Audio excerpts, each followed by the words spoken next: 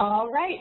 Thank you, everyone, for joining us for this webinar on touring differences in venues, how to scale and adapt a lighting design, presented by Jennifer Bass. My name is Laura Lawrence, and I'm the Global Director of Marketing at Harman. Just a few things before we get started. Everyone on the call is muted. However, you are able to put in questions into the chat box. We'll consolidate those at the end and put them over to the presenter so that she can answer your questions. This webinar will also be recorded, and the link will be made available a few days after the presentation.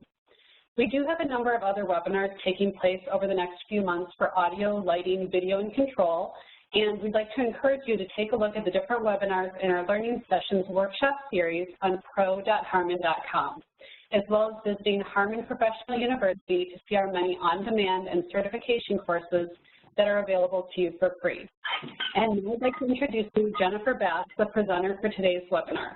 Jenny is a touring lighting director, designer, programmer, and technician. Throughout her career, Jenny has worked with a variety of touring acts, including Lea Michele, the Avalanches, Mack, and Earth, Wind, and Fire. And now I'll pass the mic over to you, Jennifer. Thanks so much, Laura. I'm really happy to be here. I'm really excited. Thanks, everyone, for coming, and thanks for Martin and Harman for having me. This is going to be an overview of how to scale bands to fit different sizes. Some bands will do, big arenas, but then they'll also do, small corporate events, or they'll do charity events. And how do you keep that design consistent to the band and, what works best for them? Some things that we're going to go over are the prep of, try to have everything ready as soon as possible, or as early as possible so that you're ready once you're in the venue. And then touring with a touring rig and how to size that. And then touring with a house rig as well. If it's not your gear that you're going into every day, how do you keep that design consistent? And then also doing festivals. I'm only going to touch a little bit on how I work with programming with that. I feel like Harman's already doing some other webinars on that, so I'm going to kind of just glance over it a little bit when it's relevant. So let's get started with making a plan. I try to make a plan as soon as possible. A lot of venues won't work more than 2 weeks out, so that's not always possible. But you kind of have to work around when you have time in your touring schedule. So as soon as you get that information, you can start working ahead and trying to get that design fitting into each space as you go. I personally use Vectorworks drafting software so that when I get into a space, I know already, most likely, depending on different changes, what's going to be cut, what part of my design can be realized as normal, and, what adjustments are going to have to be made. Because if you go into a new venue and you have to cut whole trusses, the staff that you're touring with wants to know that as soon as possible so that they know, what truss to leave on the truck and all of that stuff. Have a plan, make sure make sure it's still coherent to the design. If you're, it's not always about fitting as much, lights and truss and stuff into a space. A lot of times it's about the look. So you want to make sure that you're staying true to that look. Get the venue in as soon as possible. Be organized. For me, I try to work as if it's the worst day. We've done 6 days in a row, and I've not slept, and it's, I'm ready for the show to be over, even if it's going to be a lot of fun, just to, but that's what I want to think of. I want to take out all the guesswork. I want to do as much thinking beforehand so that when I'm on job site and I'm tired, I've kind of already outsmarted myself is my ultimate goal. I personally do a folder with all the venue information, all the sizes, if I've done any Vectorworks. Sometimes all you need for that to make sure that your design fits is having the dimensions, the width and the height and all of that of the stage. And if you've already got your design drafted, you can just see if it fits, if it's a touring design. And then also your fixtures and all of that. I even label it with, date, location, and as much info as possible, even in the title, So if someone refers to it as the Houston gig or someone refers to it as the September, 8th gig, then either way I can access it quickly and I don't have to necessarily have all of that in my brain. I also try to have it on the cloud and on a laptop because you never know when there's not going to be consistent internet or when your laptop breaks down, but you still need to get all that information. So yeah, and then also I try to keep a log of venues I've been to in the past, even just as a memory jogger, so I can I know what fixtures they have and all of that, just in my own log so that it's all referenceable, with, notes and all of that kind of thing. This venue doesn't have an elevator, so, we're going to have issues getting the spotlights up and that kind of thing. Try to keep the artists in the loop. A lot of it depends which size of tour it is and what the chain of command is. Most of the time, you're just letting the production manager know, we had to cut some truss, or we can't do this one gag because the ceiling's not high enough, or that kind of thing. The artist wants to know as soon as possible that, they're not going to fly that night or anything like that. Or that they have to cut, when they go to that upstage part, that there's not going to be that big special because we can't fit the truss in to get that angle or something like that. But make sure that your number one thing with your design, or if you're realizing someone else's design, is that you're still doing it in a way that is making the artist have their best show as well. I've worked with some artists that hate hate light in the audience. And, they don't want to see their faces. They want to, it's more like a nerves thing. And they don't have as good a show when they have all the light in the audience, and they're not going to be as happy if they go on stage and that's how it is. Some of that won't be as avoidable if you have a lot of bounce light, but, other artists, they have big sing-along sections, and that's their number one thing. So I've had it where I'm, instead of having moving lights on stage, I've just got them focused down on the audience because that was 10 times more important to them than any movement or anything like that. And keep the constant conversation. There's sometimes when part of the design wasn't actually having audience light, and then I said, do you want me to try this? Is this something that we could do? And then, they loved it, and that was, one of the biggest parts of the design. I think it's one of the best things when you bring ideas to an artist and you kind of push their view of what lighting can be as well, and they get more out of it. We had one artist where no one ever mentioned the drums, and then as soon as I saw the drummer drumming, it was like, this has to be a huge moment because they're such a big pivotal part of the show, and it isn't even as big on their recordings or anything, but their live show is like a huge element. Which I think would be a huge loss if that wasn't a moment that was made with, really aided with lighting. Yeah, and make them feel heard, make them feel like, if you can't achieve something that they really want, make sure they know why. Don't just, try to explain, what the physical reasons are, et cetera, that you can't achieve something a certain night. Once you have all the information, I try to patch as soon as possible. A lot of times that's, in the bus the morning before, especially if I'm doing a club show and they're letting us in late, but be aware and don't, go with the flow. Don't be upset if it's too, if they don't, if the information's not up to date, or I worked in one venue where, really, really lovely people, really on top of it, but they just didn't know computers yet. They were still working on getting all the drafting, or getting all the, the drafting and the paperwork done on computers. So they just didn't have that paperwork. I personally wait to clone until everything's flashed out, because you never know when, they said these had these fixtures and they had to put them on a different show, or they, they changed the whole patch for a show the day before that they weren't expecting, so all your paperwork's out of date, and it's just so much easier when you do it in that way. Figure out which fixtures you have beforehand, so that you can figure out, your cloning plan, or what moments need to change before you even get to the venue. Research your fixtures so that, if you have a big moment where you've got the lead guitarist in a square, if you're going into a venue without any, the fixtures don't have shutters, you got to know that beforehand. See if you can gobo, or, if they're willing to lose that moment and make it slightly different. But if you have those conversations before you get, to the stage, in my experience, it tends to go a lot better.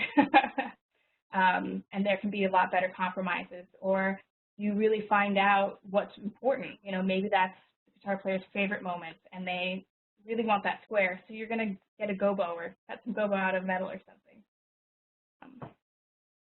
So we're going to talk about scaling a touring rig. This is when you're bringing a rig with you, and it doesn't always fit in the space. And it's, you've got to first think of staying true to design, especially if you're the lighting director. I worked with one as a tech where it was triangles. And it's like, you've got to stick to the triangles because that was the whole point, that look.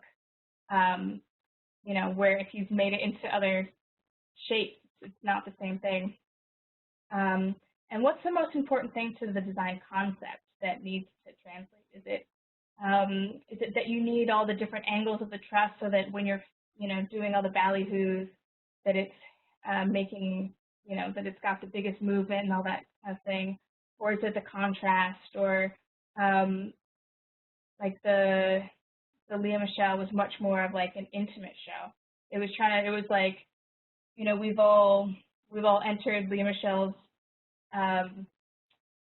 home, and she's singing to us, and we're singing with her, and it's very nice, So for that, it wasn't as important to have the moving lights and the haze and all of that. And when we went into venues, it was making sure that that look was achieved instead of, all the extra focuses and that kind of thing. You got to make sure everyone is seen. That can be an issue sometimes when you're going to venues, when you're trying to get like into a very narrow space or something where it's hard to get all of those angles, and then you also have to, cut truss length and all that thing. If you only have so many moving lights, you got to have a plan for how, is it that you're going to use a spotlight for the extra, like, introing the band moment, or are they all going to have specials from the rig? And if there are cuts that make certain things not possible, how are you going to deal with that? Yeah, I personally have a cue list with all of my cues so that if things do need to be cut, I can quickly glance through it and be like, oh, guitar solo for this, I can split my spotlights, and then everything is kind of spelled out for me, so I'm not trying to, I'm trying to once again outthink myself. Scaling to a house rig can be incredibly rewarding and fun, and also daunting at times, especially when you go from, you've programmed everything with moving lights, and then you go to an all-conventional house. A lot of the theaters in the U.S. are still just all conventional. So how do you adjust to that? Make sure that you have, I personally have a list of, what are my specials that if I'm going into a conventional house that I have to focus? A lot of times it's just each band member, but what if they have a big bit where they, do something funny on a stair set or something? You got to make sure that you have that all covered. And then, do your fixtures work? Can you clone them?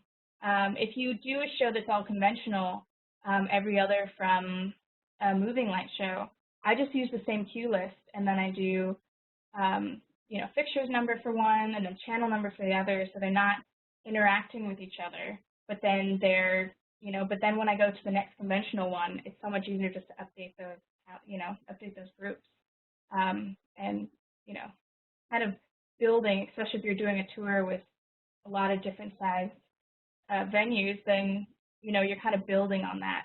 And I try to have an LED programmed when I first initially start programming throughout the whole show, because that's so much easier if you go into a house that has a lot of LEDs as wash lights and stuff, to kind of just clone it, and then your show's done. If you have that extra programming time when you're initially programming, it makes it for me, it's worth it for if my first rig is just moving lights, just grabbing an LED and putting it in the same colors that I would want my wash lights to be. Then when I get into those venues, I can just clone it, and it works really well.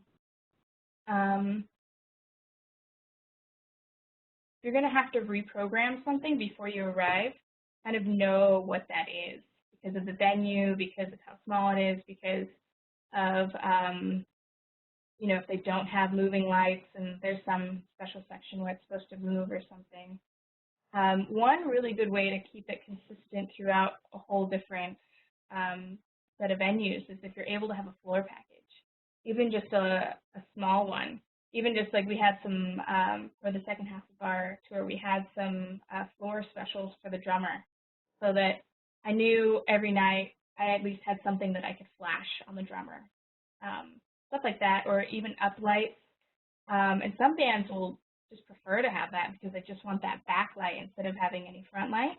And then, you plug in, you have the same show every night, which is great. So one of my favorite things is working with architectural lighting. And then especially if you have LEDs throughout, you can just clone them over and then take them out and in when you want to. I try to get them in as much as possible. There's some shows where it just doesn't work, where, it's more intimate and they only want the light on stage. I worked with one band that just hated any light in the audience, so that was definitely a no-go. But if you have, like this show, like the Lea Michele show, where they have a lot of sing-along stuff, then it's great to have those moments where when the audience is singing along too, you bring up all the architecture so that, it's a good cue that they know to sing too, and then also it can create a really great moment of surprise when everything else kind of lights up. And also it makes the more intimate moments more, there are some songs that were really quiet, and if you just bring it in, it just makes it that much more intimate. I find this more effective if I like using it more of like a surprise. So when, when the audience comes in, they don't know it goes on like that or used in that way, or they've not seen it in that context yet. And then let it go a couple songs, and then wait for something big for it to open up and be like a big wow moment. And then if you are using different elements or architecture that the venue has that you don't have in other venues, just make sure it fits the design, does it feel out of place? Or, do you wish that was there every single show? Like we had this big disco ball moment somewhere in England, and the band manager came up to me afterwards and was like, I wish we had a huge disco ball every single show. And it's like, yeah, this is perfect for the show. But sometimes it can, take away if it's not. This particular design concept is Avalanches, and they're, for me, the biggest concept for them, because we were doing such different sized venues, and the music is very sample based. It was great. The whole kind of design concept was, one, focus on the drummer, and two was just contrast, because they have these really, really quiet moments, and then they have these huge drops, and just, they've got rap, and then like some like old jazz songs. So kind of contrast was the design. So it made it particularly fun to go in different venues and kind of see how each thing could fit to the music. And but not every element is going to fit with each kind of show. Like I've done other shows that I toured with where the same venue, like I might turn on the disco ball for the last song, but for this it was like very heavily used. And is it okay if the design does look different for a day? We went to one venue that was, all they had was like a couple LEDs because it was a little tiny venue, which is not going to look like any of our big flashy moments from our festivals or anything like that. So, you know, and it was fine that it was different for a day. I mean, it's not ideal, but you kind of have to go with the flow because you're never going to be positive about exactly what, you're never going to get your dream rig in every design for every show, for every band. Some bands, you know. I just want to show you a couple different examples of this where the same show can look very similar but in different, very different venues. So this first one's just a disco ball.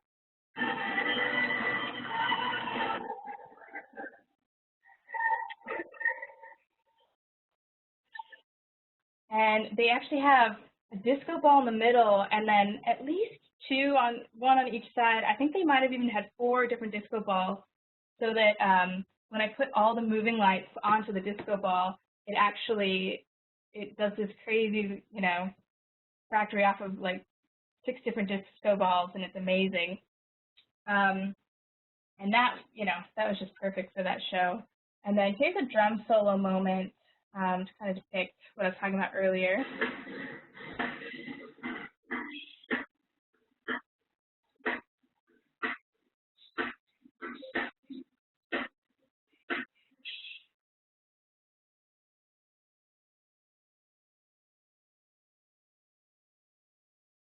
Into the floor light.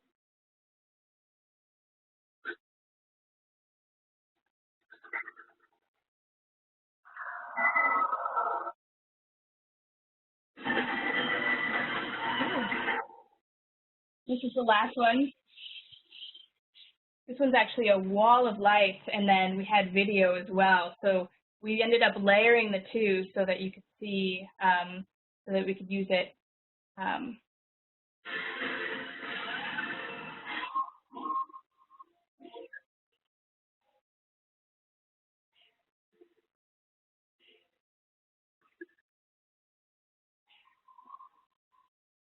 Kind of, you know, that venue didn't have any moving lights. So, you know, we used lights that we could, or used the lights that I could to kind of give the same, you know, big drum feel.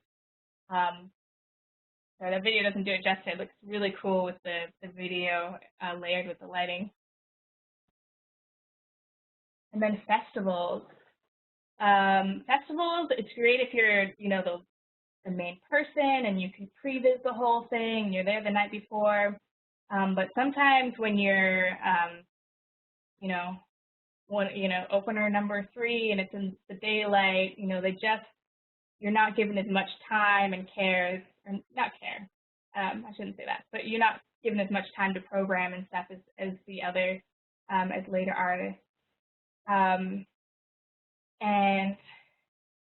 If possible, previs, that's great. A lot of the festivals do stay up to date with that stuff and get you information, but then it does still change once you're on job sites, so it kind of depends how much time you have on tour and that kind of thing.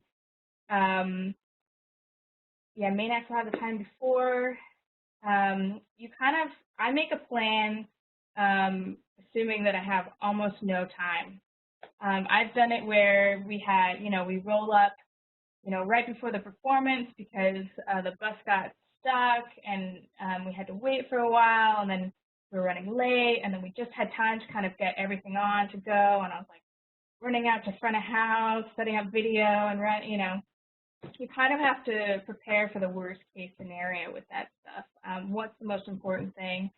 For that particular design, I really needed a blue-red bump of the main lights because there's this big wrap moment that starts out like a really slow kind of thing, and it's one of the highlights of the show. It happens once in the beginning and then once towards the end, and then it gets faster and faster. So I need that flexibility of having those light buttons.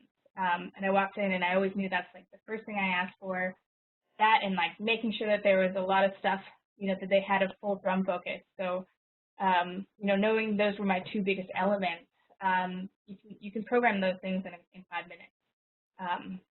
You know, depending if you have even the stage to do that. But, you know, and sometimes it is good just to punt it if you've only got those 5 minutes. I've learned a lot from from festivals where I'm working on someone else's programming and they have it already programmed. It's like a really good way to pick up tips.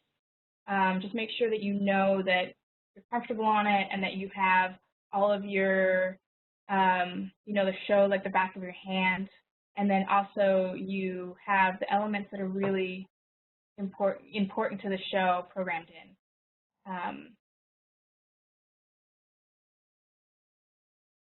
Yeah, and it's a good programming exercise to just practice that, even if it is, if you just have your board. What can you program in 5 minutes is a great, or 20 minutes is a great little exercise to kind of see and kind of like weed out which elements. And also, I find boiling your design down to make you realize what is the most important element.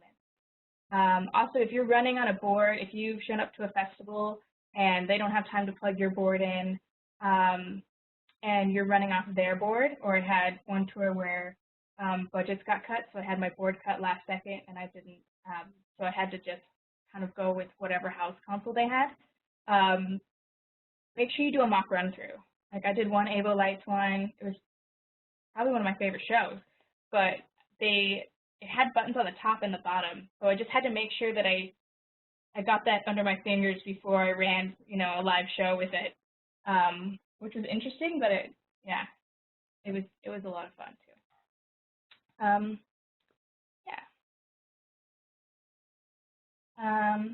So thank you so much for joining my presentation. I think we are going to do a Q&A if I'm right, and my contact information is right there.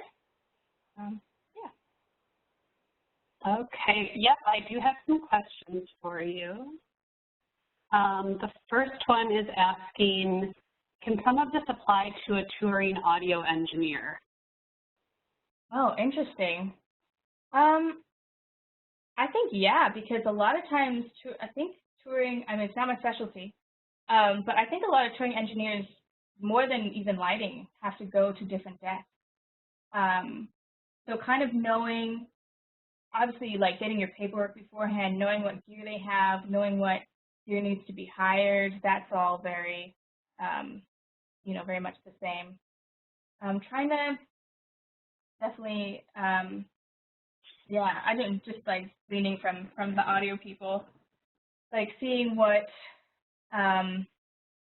you got to know what gear they have before they get there to make sure that everything plugs in. I've seen some mishaps there. But I think that's probably the biggest takeaway. Kind of like, I guess, knowing spacing and that kind of thing. And I guess it's also working with lighting people and being like, do you need, will it make your life easier if I scoot the, does it affect you if I'm taking the guitar out a foot here and it's like, oh no, I can't reach that spot without, putting all the backstage people in light and that kind of thing. Okay, the next question is asking, what is a floor package? Oh, a floor package.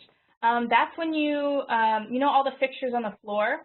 A lot of times you'll have a lot of, a lot of sparkle lights in the back, a lot of LEDs. So basically any floor fixtures, and then a floor package would be something that you kind of take with you on the road.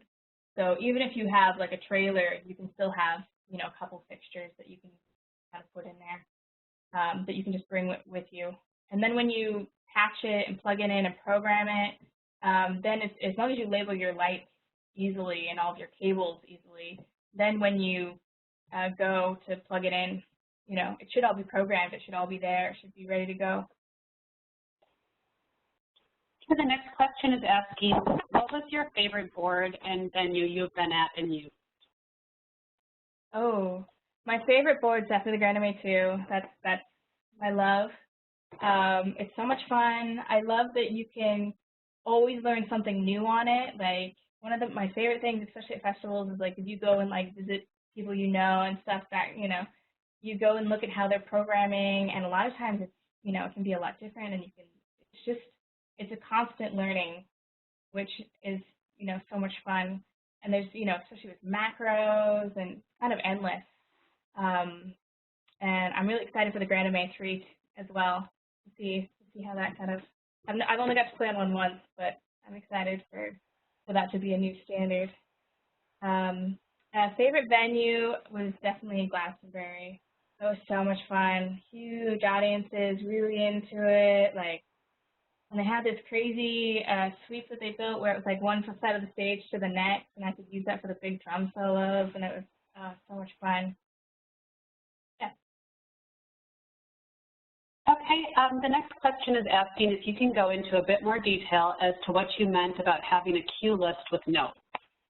Oh, so they have, I worked on Grand May especially. I wish I had a easy accessible one up, where you can write out not just, you know, there is a note section that I feel like sometimes is underutilized where, you know, you have Q1, you know, the lights come up, Q2, movement, you know, the second kind of light come up, Q3, the movement is, and then guitar solo, Q4.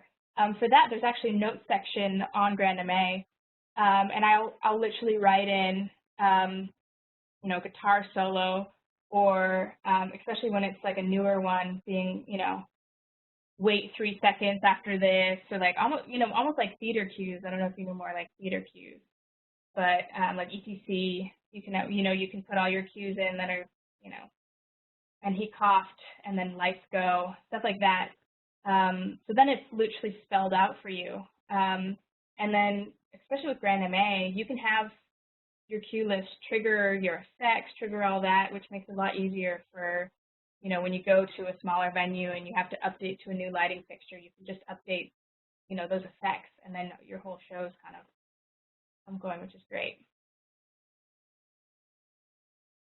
Okay, the next question is asking, how far out do you normally get venue information, and who do you get or contact for this information? That really depends.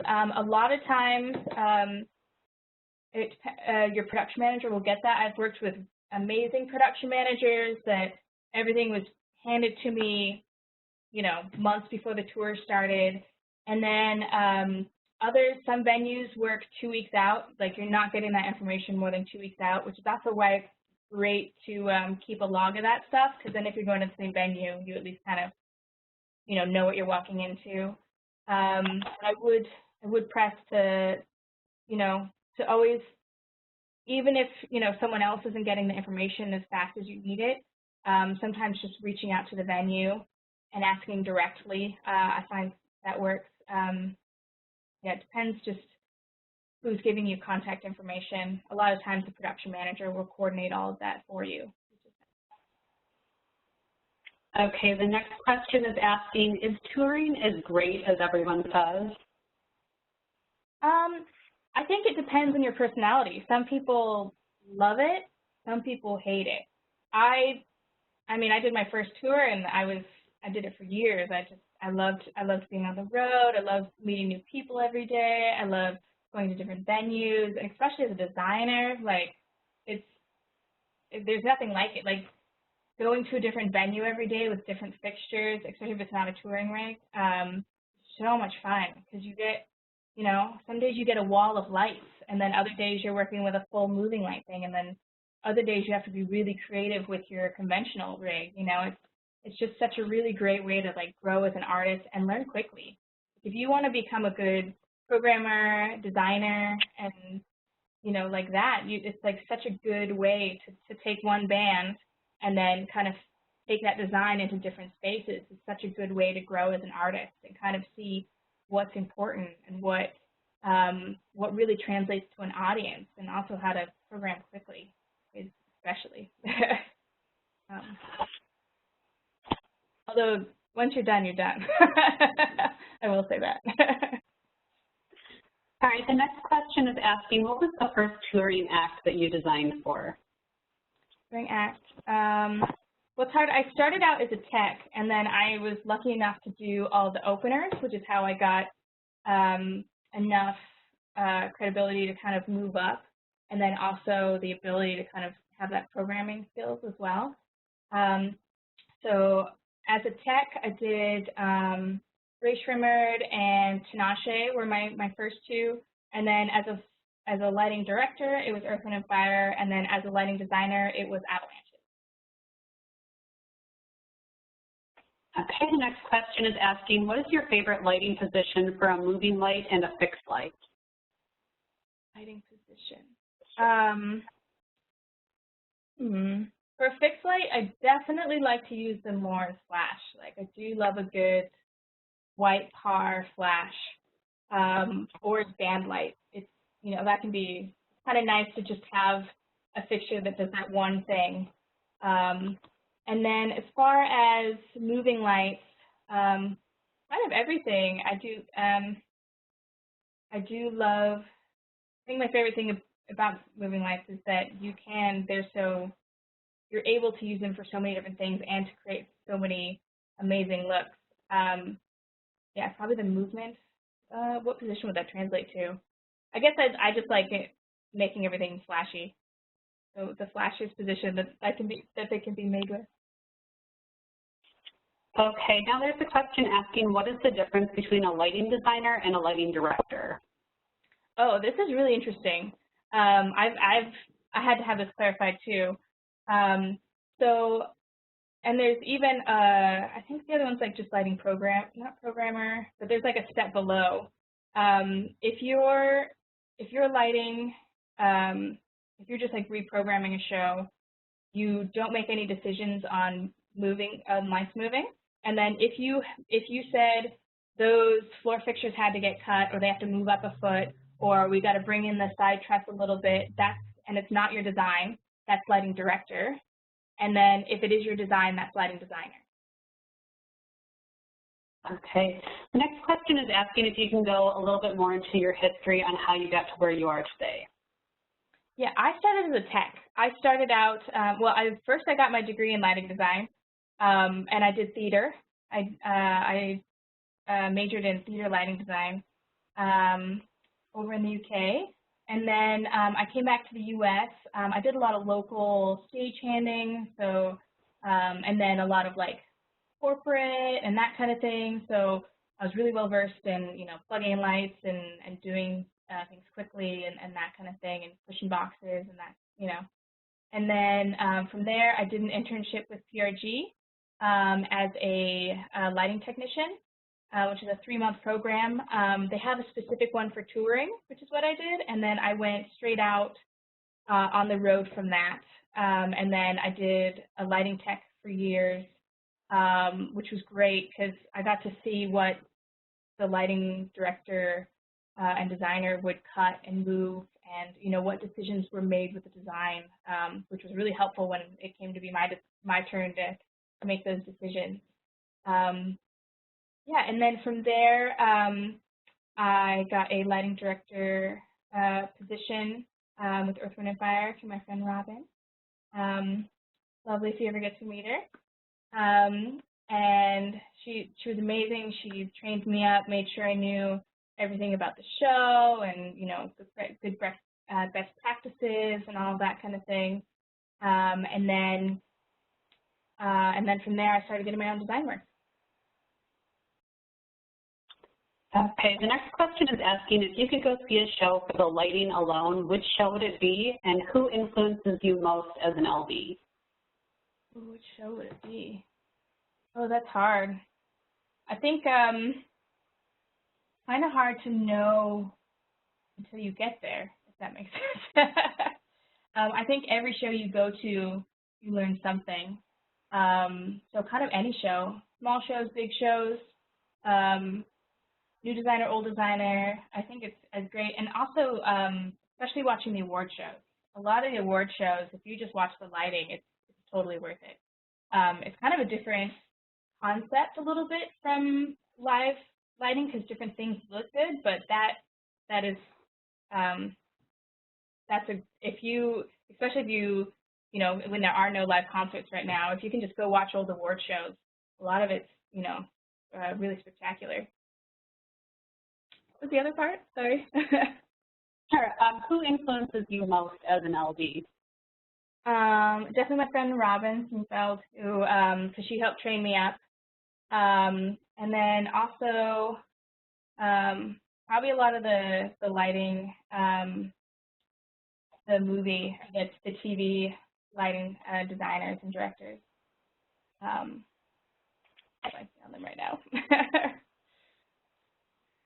Okay, with the advancements in LED technology, do you find that you are able to accomplish all of your design challenges with LED fixtures versus discharge fixtures?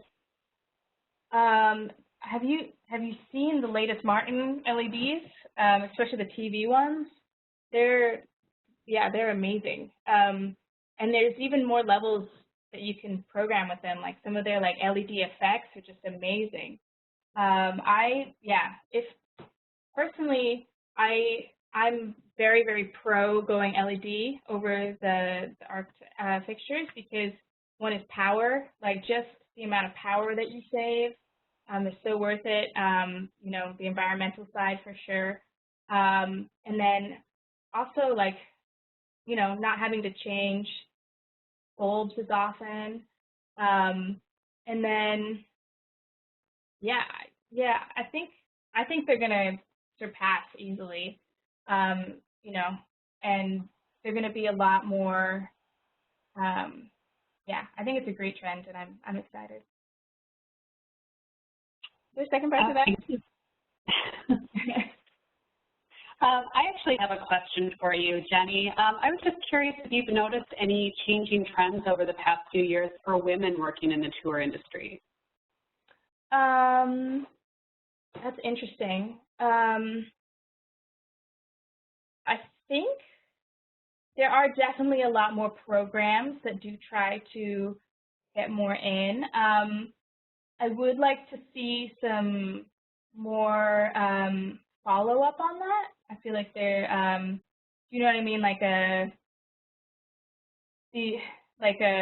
you know, checking in like on things that they can improve to keep those numbers up. I know that, especially in audio, I know of 2 audio companies that are really good about, you know, always having women on the road, and then lighting. I think it's getting better for sure. There's definitely a lot more LEDs, but I'd love to see more text. I want to see, you know, 50% everywhere for sure. It's definitely growing.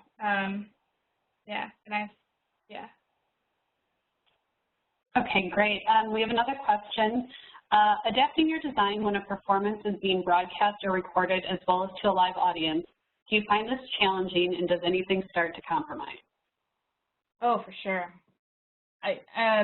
Definitely.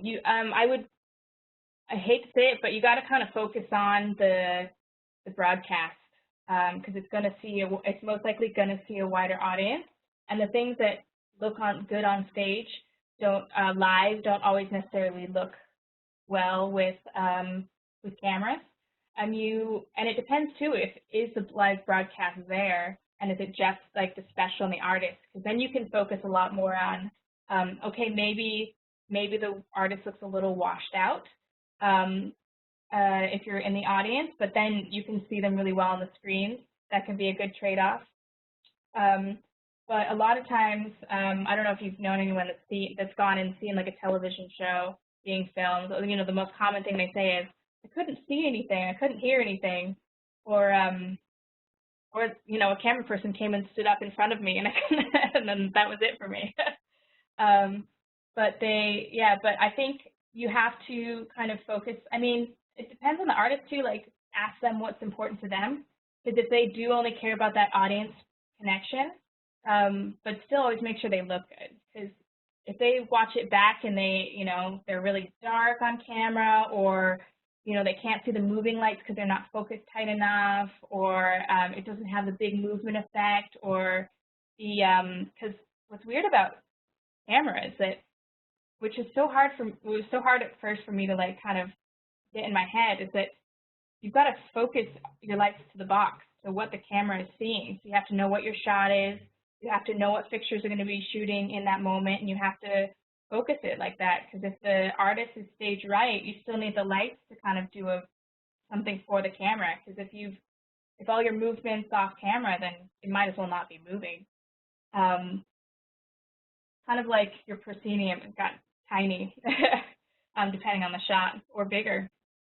Yeah, you're kind of thinking of that, and then also colors are different, which I found crazy. Like everything, a lot of colors just go blue, so you got to kind of really look and refocus all of your fixtures to the different colors that are working on camera at that, and actually look at the shots and actually go through your colors and go through your movement and go and see what's effective in the shot and program to that. Which is really, I love it. I love like the precision. There's something really satisfying about it. Okay, we have a question asking, where did you study in the UK and what was your degree? I studied at Guildhall School of Music and Drama. I did the broad-based stage management and technical theater degree, and then I specialized in audio design and stage management and lighting design. So it was kind of like a tier-based thing, and then by the end, you signal down to a couple things. Yeah. Okay, the next question is asking if you have any advice for a young lighting designer starting out in the industry. Advice. I would definitely get your hours in, do your programming, go to your local shop and ask to get on a desk as much as they can, if possible.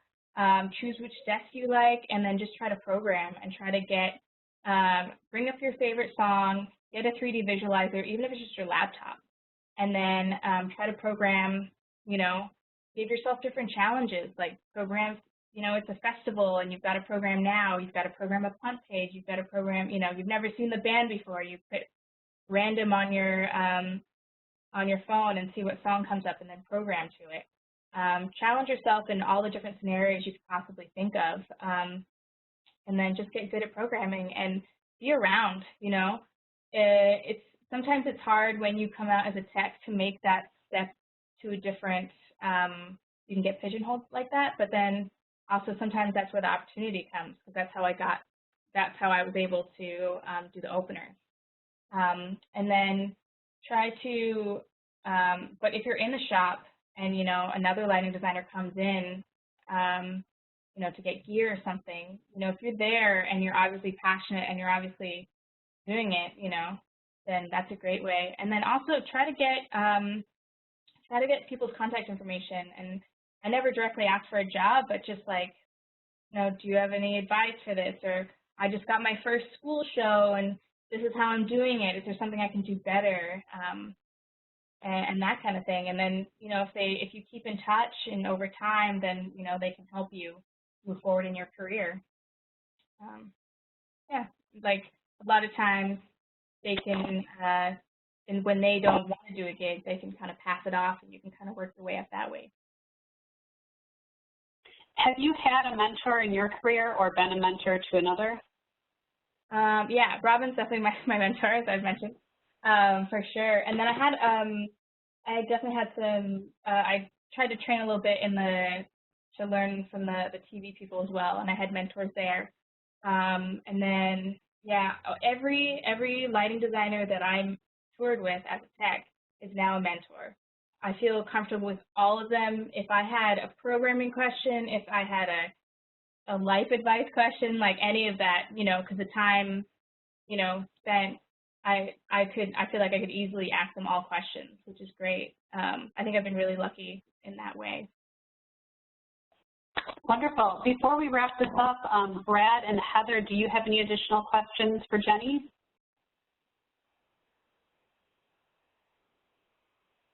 So Jenny, I have a quick question for you. What Yeah. is your favorite color effects that you like to do with moving lights? Ooh, that's hard. My favorite contrast is pink and green, which is why you've seen it like 10 times on this. But my favorite color effect, I do love a good like rotating gobo with either the color gobo or like a half color gobo that you can like do two movements and kind of make a shimmer, or even like an LED kind of like a BI, like like the zoom in and out with a color. I don't know. I love that. I love the layered effect color. guess, in general.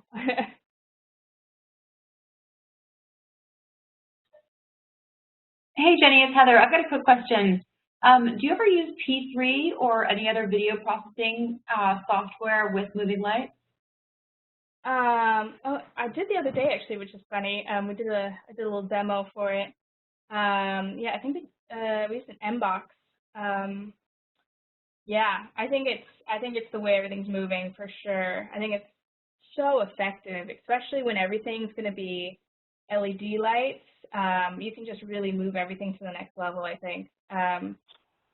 Yeah, the pixel mapping with, especially when you get like a crazy color thing, and then every single pixel is a different color, or you can make, and yeah, I think it's very effective. You can get, and especially, you can get a lot more output than you can from, you know, a video wall in a way that you want to light people and have that color effect, which you can't, you know, there's nothing really that, you know, that has that exact effect without it pixel mapping it. You know what I mean? Yeah.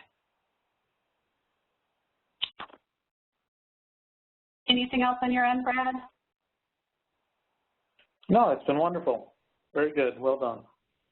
Awesome. Okay, great. Jenny, thank you so much for joining us and everyone for attending this webinar. As I said at the beginning, it was recorded and we will have this recording out in a few days. Just a reminder, we do have other sessions coming up if you'd like to check them out on pro.harman.com. And thank you and have a great rest of your day.